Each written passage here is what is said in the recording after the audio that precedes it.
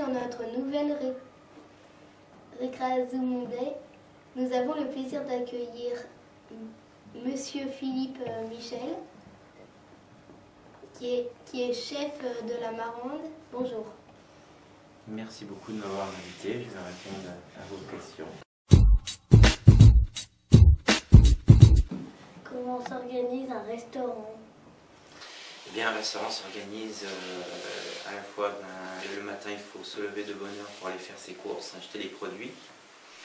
Ensuite, donc bien les choisir en fonction des menus qu'on a sur notre carte, les ramener au restaurant. Et puis par la suite, après passer les consignes à mes collaborateurs pour leur donner une sorte de directive sur les recettes que l'on pense faire. Et puis après, bon, bah, voilà, on épluche, on lave, on prépare toute la matinée nos produits pour être prêt au moment du service. Et en amont, le service de salle prépare les tables, l'aspirateur, le nettoyage, dresse les tables, prépare les vins en cave, met les eaux au frigo, de manière à ce que quand le client arrive, tout soit prêt. Combien y a-t-il de métiers dans un restaurant?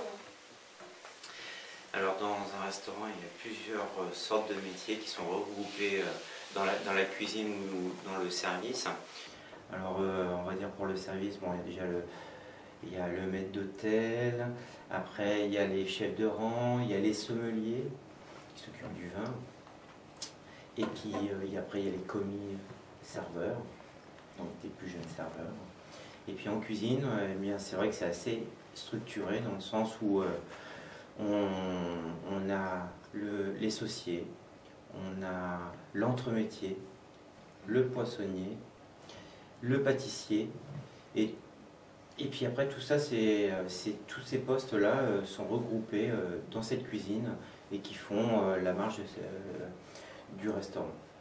Alors dans des petites brigades, eh bien c'est plusieurs personnes qui s'occupent de plusieurs métiers, mais en général, il faut être très polyvalent, savoir tout faire.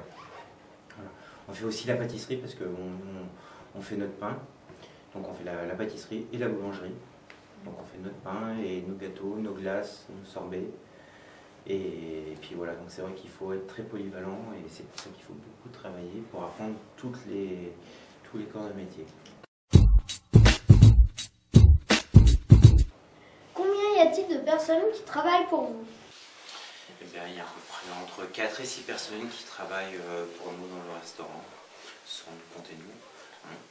Donc après, ça dépend des périodes, la saisonnabilité du travail qu'on a. Donc après, on a un pâtissier, 2 cuisiniers et on a 2 serveurs. Après, il se joint des fois un apprenti ou des stagiaires, aussi bien en salle qu'en cuisine. Comment ça se passe si quelqu'un du personnel fait un malaise? Ah, ça c'est toujours un petit problème, on essaye de le mettre un petit peu de côté, on essaye après d'évaluer après ce qui lui arrive. Donc on donne un petit verre d'eau, des fois c'est le phénomène de la chaleur qui fait que voilà, on a un petit coup de pompe, un petit peu de sucre qui manque un peu, donc on s'assoit, on essaye d'évaluer. Après si on estime que c'est un peu plus grave, on appelle les pompiers. Est-ce que vous avez de nouvelles recettes? Oui, je crois qu'on a toujours un petit peu des nouvelles recettes. Après, c'est vrai que c'est les produits qui nous inspirent un petit peu. Et puis après, les saveurs qu'on souhaite un petit peu travailler. Et puis en fonction de la saison, des produits qui arrivent sur le marché, ben, voilà, les recettes se construisent tout seules, un peu comme ça. Est-ce que vous faites des plats différents pour des personnes plus importantes? Ben non, on fait exactement la même chose, il n'y a pas de personne plus importante. Toute personne qui entre dans le restaurant est une personne importante et on doit faire toujours bien pour la personne qui rentre. Est-ce que vous faites des produits bio? Oui, ça nous arrive de travailler des produits bio. Donc à travers nos fournisseurs, on essaye de les solliciter en fonction de ce qu'on souhaite travailler. Et c'est vrai qu'on essaie de trouver du poisson, ensuite des légumes bio. Et puis après, on a aussi des vins bio qu'on a sur notre carte et qu'on utilise. Où achetez-vous vos produits? Eh bien, mes produits, je les achète sur les marchés, pour certains, et puis d'autres que je fais venir par des fournisseurs qui sont un petit peu plus loin, donc par transport.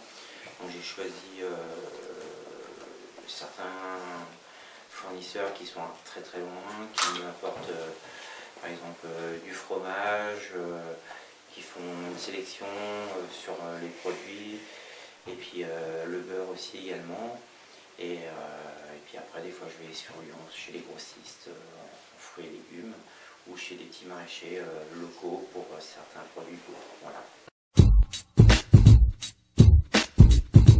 Comment devenons un chef étoilé? Eh bien, on devient chef étoilé déjà en travaillant beaucoup, en ayant appris tout jeune dans des très bonnes maisons.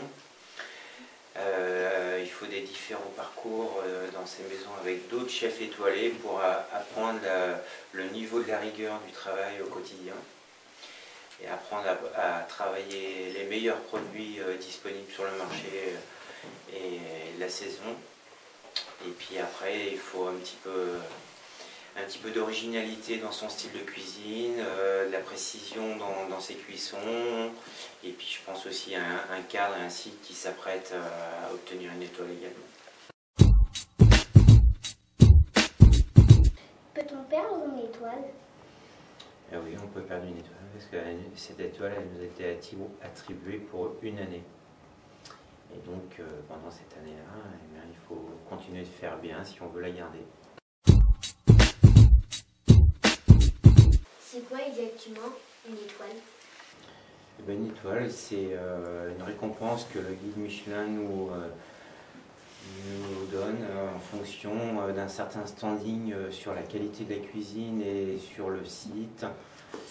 Donc voilà, donc ça va de 1 à 3. Donc ça correspond aussi à la qualité de la cuisine, bien sûr, le nombre de serveurs qu'il peut y avoir dans la salle, l'originalité de la cuisine, et puis le cadre. Après, c'est un tout qui fait que, voilà. Après, il y a des critères pour chacune des étoiles attribuées. Qu'est-ce que ça apporte de gagner une étoile? Ben, ça apporte un petit peu plus de travail, un peu plus de fréquentation dans le restaurant, il y a plus de clients, c'est-à-dire, hein. Et puis après, une sorte de petite reconnaissance de notre travail voilà, localement. Donc après, ça aiguise un peu la curiosité un petit peu de beaucoup. Comment devient-on cuisinier? Eh ben, on devient cuisinier, je dirais que tout jeune, dès qu'on a quand même, on sent cette petite envie de fabriquer de ses mains des plats, de décorer des gâteaux ou de décorer des assiettes, d'associer des mélanges de saveurs et de produits. Et ça se fait dès qu'on est jeune, dès qu'on sent qu'on a ce petit truc en soi, et bien voilà, on se lance dans le métier, et puis après, ben voilà, on apprend à découper des légumes, à les cuire, à découper du poisson, à le cuire, et puis après, voilà, le métier est parti, et c'est comme ça qu'on devient cuisinier. Qu'est-ce que vous aimez le plus dans votre métier? Qu'est-ce que j'aime le plus? Eh bien, voilà, c'est quand j'ai fait à manger à tout le monde et que je passe à la table et quand tout le monde a le grand sourire comme ça en me disant c'était super bon, ou alors quand on me dit eh bien tel produit j'aimais pas et là j'ai adoré, donc en fait j'ai su faire découvrir quelque chose à quelqu'un qui avait une idée un peu préconçue sur le produit, et donc au final ça me fait vraiment plaisir d'avoir été à la hauteur. Qu'est-ce que vous aimez le moins dans votre métier? Ce que j'aime le moins dans mon métier, quand on a beaucoup travaillé, qu'on a beaucoup sali la cuisine, et après il faut nettoyer. Et ça c'est quelque chose qu'en général on n'aime pas trop faire, mais bon il faut bien le faire, donc quelque part voilà.